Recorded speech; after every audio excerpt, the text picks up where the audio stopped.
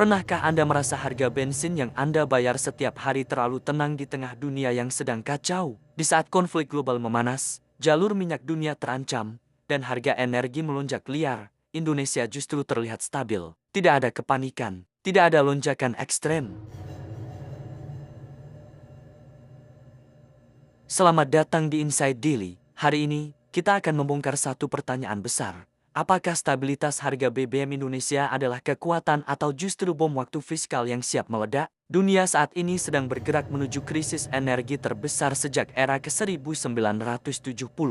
Pusat masalahnya ada di satu titik sempit namun krusial, Selat Hormuz. Sekitar 20% pasokan minyak dunia melewati jalur ini setiap hari. Jika jalur ini terganggu, seluruh ekonomi global bisa lumpuh dalam hitungan hari. Konflik modern hari ini bukan lagi soal siapa punya senjata paling besar. Ini soal menguasai choke point logistik global. Mengganggu Selat Hormuz berarti menaikkan harga minyak dunia. Menaikkan harga minyak berarti menaikkan inflasi global. Inflasi berarti melemahkan stabilitas negara. Ini disebut perang asimetris berbasis ekonomi.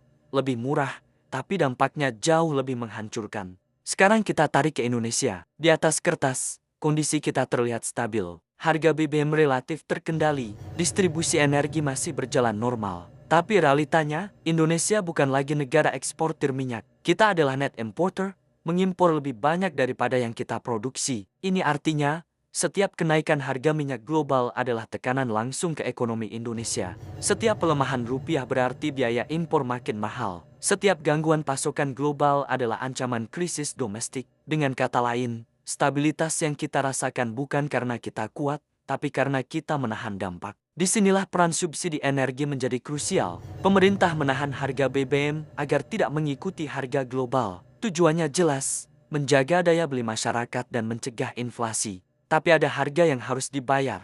Subsidi itu seperti tameng, tapi tameng ini menyerap semua serangan. Selisih harga ditanggung negara, beban dialihkan ke APBN, risiko dipindahkan ke masa depan, dan yang paling penting, subsidi menciptakan distorsi realitas ekonomi. Masyarakat merasa harga aman, padahal di balik itu negara terus membakar uang. Di garis depan perang ini bukan militer, tapi BUMN energi, Pertamina. Setiap liter BBM yang dijual di bawah harga pasar adalah potensi kerugian. Negara memang memberi kompensasi, tapi sering terlambat. Ini menciptakan tekanan ganda, cash flow terganggu, harus impor dengan dolar. Rupiah melemah berarti biaya makin mahal. Ini kondisi yang dalam ekonomi disebut double squeeze pressure. Jika berlangsung lama, dampaknya bisa sistemik, bukan hanya ke perusahaan, tapi ke stabilitas energi nasional. Sekarang kita masuk ke inti masalah, APBN. Subsidi energi bukan lagi program bantuan, tapi sudah menjadi beban struktural besar.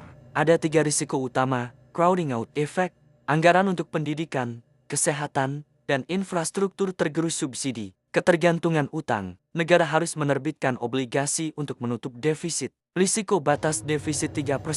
Jika terlampaui, kredibilitas fiskal bisa terguncang. Artinya, kita menjaga harga hari ini dengan mengorbankan kapasitas masa depan. Mari kita bayangkan satu skenario ekstrem, jika subsidi tidak lagi mampu dipertahankan. Harga BBM melonjak drastis, biaya logistik naik, harga pangan ikut naik, inflasi melonjak. Bank Indonesia kemungkinan akan menaikkan suku bunga. Dampaknya, kredit mahal, investasi turun, PHK meningkat. Kelompok paling rentan adalah kelas menengah tanggung. Mereka tidak cukup miskin untuk menerima bantuan, tapi tidak cukup kuat untuk menahan guncangan. Ini bisa memicu penurunan kelas sosial secara massal dalam waktu singkat. Pemerintah tidak tinggal diam. Ada beberapa strategi yang mulai dijalankan. Ke-1, diversifikasi impor energi, mencari sumber dari Afrika dan Amerika. Kedua, hilirisasi dan efisiensi kilang, agar bisa mengolah minyak kualitas rendah. Ketiga, biodiesel B35, B40, mengurangi ketergantungan impor.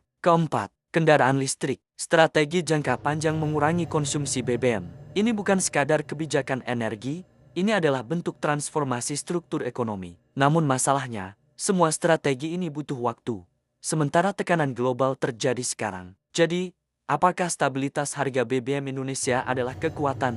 Jawabannya, ya dan tidak. Ya, karena berhasil menjaga stabilitas sosial. Tidak, karena menciptakan tekanan fiskal jangka panjang. Indonesia saat ini tidak sedang aman. Kita sedang membeli waktu. Dan seperti semua hal dalam ekonomi, waktu itu tidak gratis. Sekarang pertanyaannya untuk Anda, lebih baik subsidi dipertahankan demi stabilitas, atau dikurangi demi kesehatan ekonomi jangka panjang? Tulis pendapat Anda di kolom komentar. Bagikan video ini ke keluarga Anda, karena krisis energi bukan hanya isu global, ini soal masa depan dapur kita semua. Subscribe Inside Daily untuk analisis tajam yang tidak Anda dapatkan di media biasa.